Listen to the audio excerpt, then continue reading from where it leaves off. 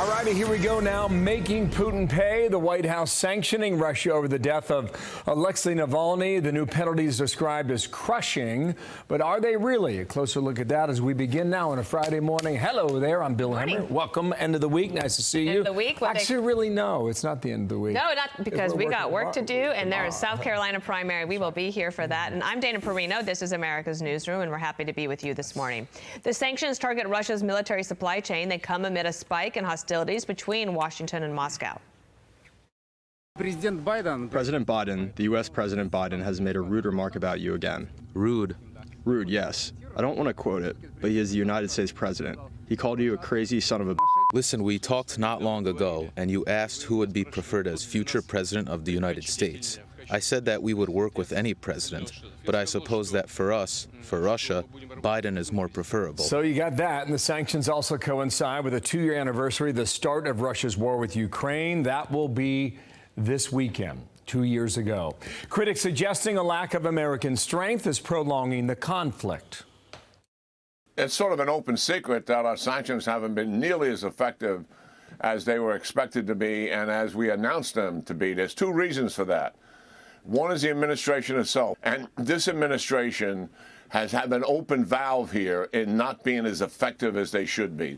Brett Baird traveled to Ukraine this week for an exclusive interview with President Volodymyr Zelensky. We will talk to him about that in just a moment. But first, let's go to Jacqui Heinrich. She's at the White House. Hi, Jacqui.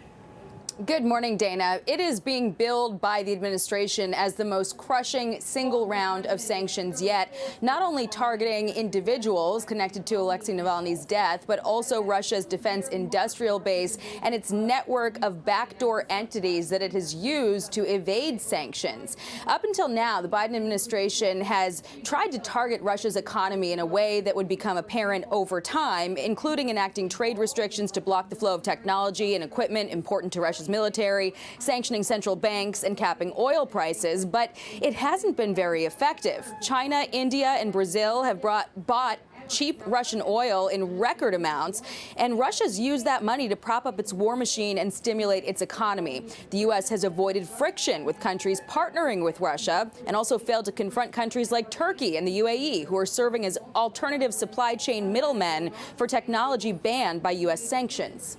If Jake Sullivan wants to announce additional sanctions against Russia, that's great. We're all for that. But you know what the Biden administration needs to answer is why they haven't enforced the current sanctions that have allowed the Russians to grow their economy and rebuild their military-industrial complex. This was a decision President Biden made, and it's been detrimental to the war in Ukraine.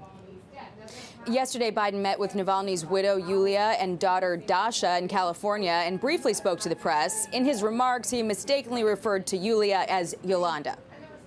As to state the obvious, he was a man of incredible courage. And it's amazing how his wife and daughter are emulating that. Yolanda she's going to continue the fight he had underway. So we're not letting up. We are expecting the sanctions list from the Treasury Department later this morning. The president has also cited Navalny's death and Russia's brutality as another reason that Congress needs to pass more aid for Ukraine. Dana. Okay, Jackie, thank you. I'm Steve Ducey. I'm Brian Kilmeade. And I'm Ainsley Earhart. And click here to subscribe to the Fox News YouTube page to catch our hottest interviews and most compelling analysis.